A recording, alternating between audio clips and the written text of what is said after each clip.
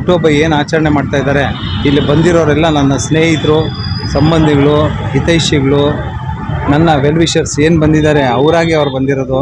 ನಾನು ಯಾವುದೇ ಥರ ಇನ್ವಿಟೇಷನ್ ಯಾರಿಗೂ ಕೊಟ್ಟಿರಲಿಲ್ಲ. ಅದಕ್ಕೆ ಯಾರು ಅನ್ಯತೆ ಭಾವಿಸಬಾರ್ದು, ನಮ್ಮನ್ನು ಕರೆದಿಲ್ಲ ಅಂತ. ಇದನ್ನೇ ಏನು ನನ್ನ ಮೇಲೆ ಪ್ರೀತಿ ಇಟ್ಕೊಂಡು ಬಂದಿದ್ದಾರೆ.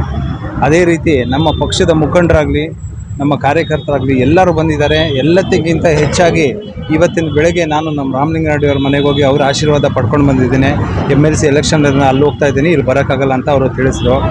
ಅದೇ ರೀತಿ ನಮ್ಮ ಅಚ್ಚುಮೆಚ್ಚಿನ ನಾಯಕರಾದ ಉಮಾಪತಿ ಶ್ರೀನಿವಾಸ್ ಗೌಡರು ಬಂದಿದ್ದಾರೆ. ಅವರ ಸಮ್ಮುಖದಲ್ಲಿ ನಮ್ಮ ಹುಟ್ಟುಹಬ್ಬ ಆಚರಣೆ ಮಾಡ್ಕೊಳ್ಳೋದು ತುಂಬ ಸಂತೋಷದ ವಿಷಯ.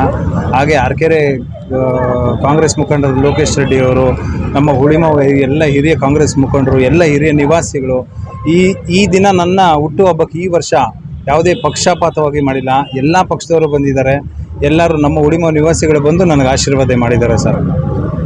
ಸರ್, ನಮ್ಮ ಸಂಘಟನೆ ತುಂಬ ಅದ್ಭುತವಾಗಿ ನಡೀತಾ ಇದೆ ಬೊಮ್ಮನಹಳ್ಳಿಯಲ್ಲಿ. ನೀವು ಈಗಾಗಲೇ ನೋಡಿರ್ಬೋದು. ಮುಂಚೆಗೂ ಇವತ್ತಿಗೆ ಬದಲಾವಣೆ ಇದ್ದರೆ ನೀವು ತಿಳಿಸ್ಬೇಕು. ಅದರಲ್ಲಿ ನಾವಂತೂ ತುಂಬ ಚುರುಕಾಗಿ ಸಂಘಟನೆ ಮಾಡ್ತಾ ಇದ್ದೀವಿ. ಇತ್ತೀಚೆಗೆ ತಾನೇ ನಮ್ಮ ವಾರ್ಡ್ ಅಧ್ಯಕ್ಷಗಳನ್ನ ನೇಮಕ ಮಾಡಿದ್ದೀವಿ. 14 ವಾರ್ಡ್ ಅಧ್ಯಕ್ಷಗಳನ್ನ ನೇಮಕ ಮಾಡಿದ್ದೀವಿ. ಅವರು ತುಂಬ ಅತ್ಯುತ್ತಮವಾಗಿ ಕೆಲಸ ಮಾಡ್ತಾ ಇದ್ದಾರೆ. ಅದಕ್ಕಿಂತ ಹೆಚ್ಚಾಗಿ ನಮ್ಮ ಹುಳಿಮಾವು ವಾರ್ಡಲ್ಲಿ ಅಂಕಿತ್ ಅನ್ನೋರನ್ನ ಅಪಾಯಿಂಟ್ ಮಾಡಿದ್ದೀವಿ. ಅವರ ತನು ಮನು ಧನ ಅರ್ಪಿಸಿ ಈ ಪಕ್ಷಕ್ಕೆ ದುಡಿತಾ ಇದ್ದಾರೆ. ಈಗ ನೀವು ನೋಡಿರ್ಬೋದು, ನಮ್ಮ ಹುಳಿಮಾವು ಬ್ಲಾಕ್ ಆಫೀಸ್ ಆದಮೇಲೆ ಯಾವ ಥರ ಚೇಂಜಸ್ ಆಗಿದೆ ಅಂತ. ಹುಳಿಮಾವಲ್ಲಿ ತುಂಬ ಅತ್ಯುತ್ತಮವಾಗಿ ಸಂಘಟನೆ ಮಾಡ್ತಾ ಇದ್ದೀವಿ ಸರ್. ಅಧಿಕಾರ ನಾನು ಸಿಗಬೇಕು ಅಂತಲೇ ಎಲ್ಲರೂ ಮಾಡೋದು. ಅದು ನನ್ನ ಹಣೆ ಬರದಲ್ಲಿ ಬರ್ದಿದ್ರೆ ಗ್ಯಾರಂಟಿ ಅಧಿಕಾರ ಸಿಗುತ್ತೆ. ನಮ್ಮ ಹಾರ್ಡ್ ವರ್ಕ್ ಅಂತೂ ಪಕ್ಷಕ್ಕೆ ಯಾವತ್ತೂ ಇದೆ.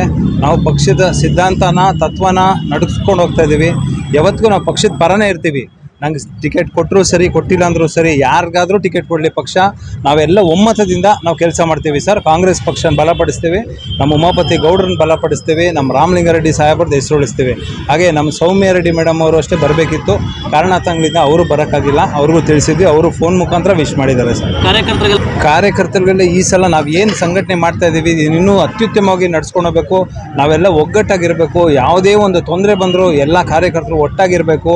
ಆಮೇಲೆ ನಮ್ಮ ಕಾರ್ಯಕರ್ತರಿಗೆ ಒಂದು ಹೇಳ್ತೀನಿ ನಾನು, ಯಾವುದೇ ಕೆಲಸ ಮಾಡಬೇಕಾದ್ರೂ ನಿಮ್ಮ ವಾರ್ಡ್ಗಳಲ್ಲಿ ಸಬ್ಜೆಕ್ಟ್ ತಿಳ್ಕೊಂಡು ಕೆಲಸ ಮಾಡಿ, ಏನು ಮಾಡ್ತಾ ಇದ್ದೀವಿ ಅಂತ ತಿಳ್ಕೊಳ್ಳಿ, ಆಮೇಲೆ ಕೆಲಸ ಮಾಡಿ.